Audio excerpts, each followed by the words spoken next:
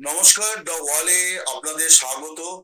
আজকে আমাদের অতিথি চৈতালি চক্রবর্তী বাংলাদেশ সুপ্রিম কোর্টের একজন স্বনামধন্য আইনজীবী। তিনি বাংলাদেশের আইন আদালতে যেমন লড়াই করেন, তেমনি জনতার আদালতেও তিনি লড়াই করেন, মুক্তিযুদ্ধের চেতনার পক্ষে লড়াই করেন এবং সংখ্যালঘু সম্প্রদায়ের মানুষের অধিকার রক্ষার লড়াই তিনি করছেন দীর্ঘ বেশ কয়েক বছর ধরে। তো এই মুহূর্তে আমরা তাকে সংযুক্ত করেছি এই জন্য যে বাংলাদেশে আপনারা সকলেই জানেন, ওয়ালের দর্শক শ্রোতারা জানেন যে বাংলাদেশে রাম মূর্তি নির্মাণকে কেন্দ্র করে একটা অস্থির পরিস্থিতি তৈরি হয়েছে। বিশেষ করে বাংলাদেশের উত্তর প্রান্তের জেলা গাইবান্ধার পলাশবাড়ি উপজেলাতে যে রাম মূর্তি তৈরি হচ্ছিল, সেই মূর্তি নির্মাণ স্থগিত রাখা হয়েছে প্রশাসনের নির্দেশে। তার কারণ সেখানে উগ্র ইসলামপন্থীরা এই মূর্তি নির্মাণকে কেন্দ্র করে আপত্তি তুলেছে। এর প্রতিবাদে শুক্রবার বাংলাদেশ জুড়ে সনাতনপন্থী তথা হিন্দুদের বড় সমাবেশ, বিক্ষোভ মিছিল এসব হয়। সবচেয়ে বড় সমাবেশ এবং বিক্ষোভ মিছিলটি হয়েছে ঢাকার শাহবাগ, যেটাকে বাংলাদেশের প্রতিবাদের ময়দান বলা হয়। সেই প্রতিবাদের ময়দানে সংখ্যালঘুদের মশাল মিছিল হয়। সেখানেও সামনের সারিতে ছিলেন চৈতালি চক্রবর্তী। তার কাছ থেকে আমরা জানতে চাইবো যে বাংলাদেশের সংখ্যালঘুদের সমস্যাটা ঠিক কি এবং কি পরিস্থিতিতে তারা এখন বসবাস করছেন। নমস্কার, শুরু করছি মন সৃষ্টিকর্তার নামে যিনি পরম দয়ালু।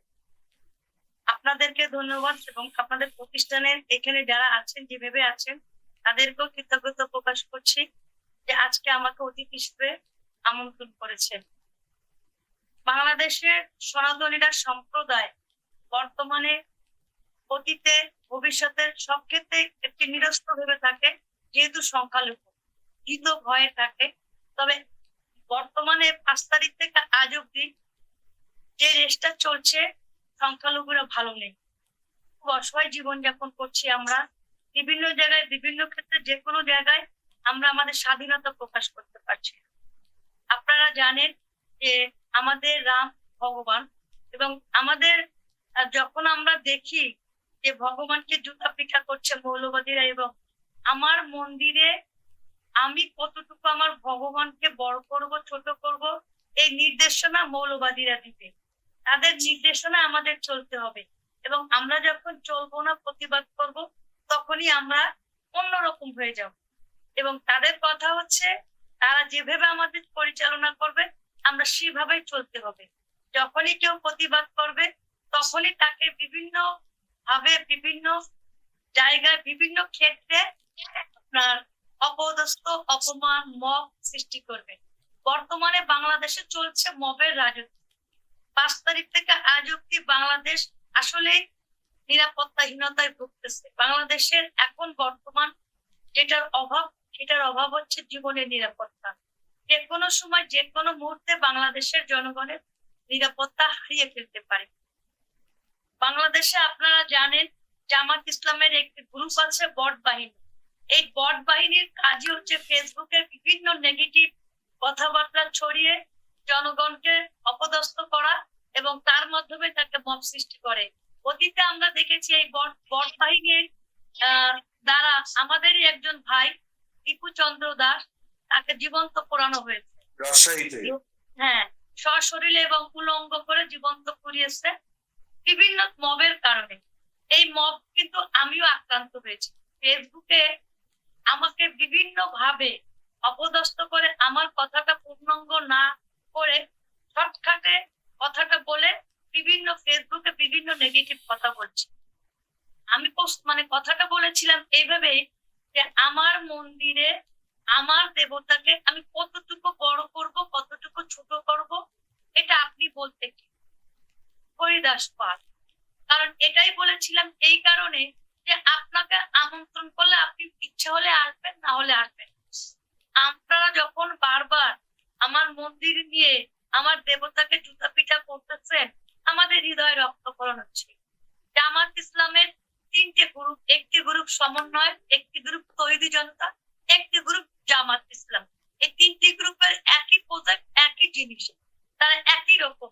একটি পাখির 2টি ডানা যেরকম, জামাত ইসলামের এই দুটি সমন্বয় এবং এই তৌহিদি জনতা। তৌহিদি জনতা হচ্ছে কাজ হচ্ছে যে কোনো জায়গায়, যে কোনো মুহূর্তে, যে কোনো ঘটনা ঘটাতে পারে, মেরেও ফেলতে পারে মবের মাধ্যমে। এবং ফেসবুকে তার একটি গ্রুপ আছে বটবাহী। আমি বলেছি যে আপনাদের যদি আমাদের ভালো না লাগে, আমাদের দেখতে যদি বিরক্ত লাগে, কারণ তারা আমাদের রামকে যত বড় করবো সেটা তাদের ডিস্টার্ব হচ্ছে, তারা এটা তো আমাদের মন্দির। কিন্তু তারপর আমি দুঃখের জ্বালায় দুঃখ করে বলেছি যে আপনাদের যদি এতই বিরক্ত লাগে, দুঃখ প্রকাশ করে বলেছি, তাহলে আমাদেরকে একটি আলাদা প্রদেশ করে দেবে, সকল হিন্দুরা একত্রিত থাকলো। কথাটা কিন্তু এইটা ছিল। এবং তারপরও বলেছি সাথে সাথে আমরা এটা চাই না।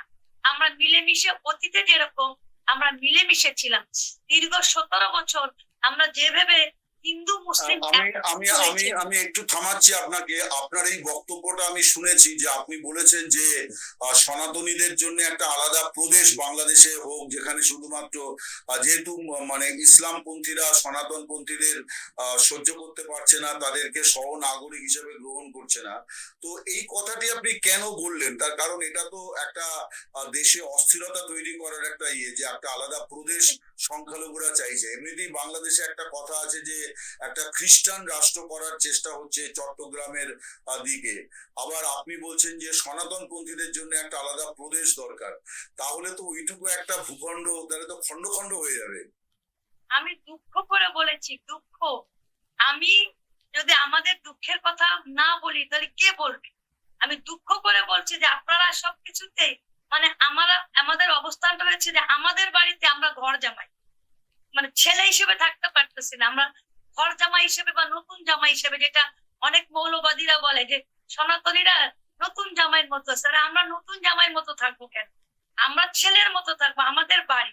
কিন্তু আমাদের বাড়িতে, আমাদের দেশে আমরা সেইভাবে কথা বলতে পারছি না যে আমার মন্দিরে আমার রামকে আমি বড় করতে পারবো না। এই কষ্টে, এই দুঃখে আমি বলেছি যে আমাদের যদি আপনাদের ভালো না লাগে, কারণ জামাত ইসলাম মুখে বলে এক, কার্য করে আর এক।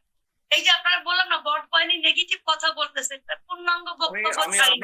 আপনার কথা বুঝতে পেরেছি। আপনি বলছেন যে এটা জামায়াতে ইসলামী করছে, কিন্তু আমার বক্তব্য হচ্ছে যে জামায়াতে ইসলামীর ভূমিকা আমরা অন্তর্বর্তী সরকারের সময় তো শুনেছি যে তারা এই যে মব বাহিনী তৈরি করে যে কোনো সময় যে কাউকে ঘিরে ধরে হত্যা করা। তো তারপরে তো সবাই প্রত্যাশা করলো যে নির্বাচন হবে, এবং নির্বাচনের সময় আমরা দেখলাম বিএনপি নেতৃত্ব, তারা সনাতন পন্থীদের যে সংগঠন বাংলাদেশ হিন্দু বৌদ্ধ খ্রিস্টান ঐক্য পরিষদ, তাদের সঙ্গে বিএনপির চেয়ারপারসন তারেক রহমান এবং মহাসচিব মির্জা ফখরুল ইসলাম আলমগীর তিনি বসেছিলেন। নির্বাচনের পরও তারা সংখ্যালঘুদের সঙ্গে বসেছেন। তাহলে আজকে সংখ্যালঘুদের এই আর্তনাদ কেন বাংলাদেশে? এখন তো জামাতের সরকার নয়, সরকারটা তো বিএনপির তারেক রহমানের সরকার। জামাতের একটি বিরাট প্রভাব আছে। এটা কাগজে কলমে বা প্রতিষ্ঠানে মনে হচ্ছে যে তারেক জিয়াই সরকার, এটা সত্য কথা। কিন্তু তাদেরটা এমন ঘিরে আছে, কারণ বাংলাদেশে যেহেতু মুসলিম সংখ্যা বেশি এবং মৌলবাদীর সংখ্যা বেশি। আমি কিন্তু একটা কথাই বলতে চাই, এখানে সকল মুসলমান কিন্তু খারাপ নয়। আমি বলেছি মৌলবাদীদের কথা, জঙ্গিদের কথা। অনেক মুসলমান ভাই আমার আছে যারা আমাদেরকে আশ্রয় প্রশ্রয় দেয় বা আমাদের সাথে থাকে।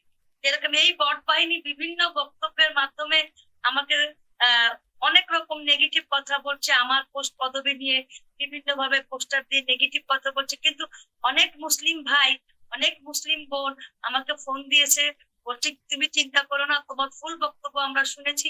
মানে আমি বলতে চাচ্ছি, নীল নদের পানি যেমন নীল নয়, জামাত ইসলাম তেমন ইসলাম নয়। সকল ইসলাম কিন্তু খারাপ নয়, সকল মুসলমান এখানে কিন্তু খারাপ নয়।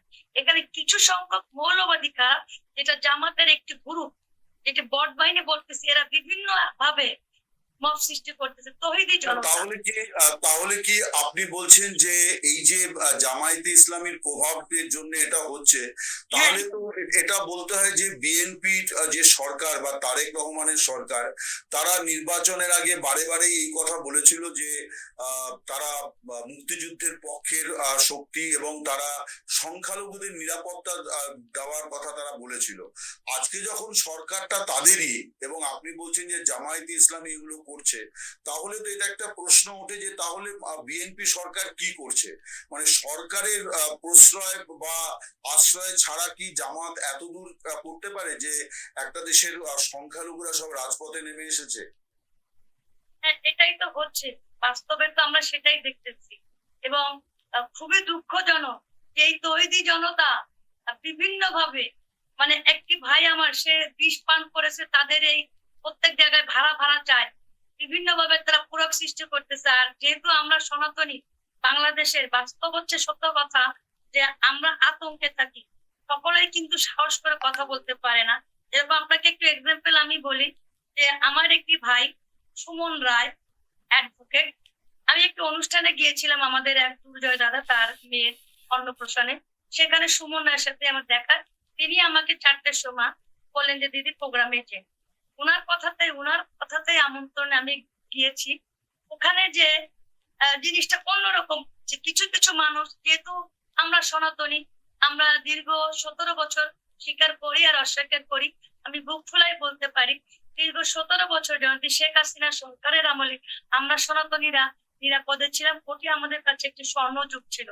ওই যুগে আমরা যে কোনো অনুষ্ঠান, যে কোনো প্রোগ্রাম, ধর্মীয় কৃষ্টি কালচার সম্মানের সহিত পালন করতে পারতাম, যেটা এখন পারছি না। এই দুঃখেই কিন্তু আমি বলেছিলাম যে দীর্ঘ 17 বছর আমাদের এই অসুবিধাটা হয়নি।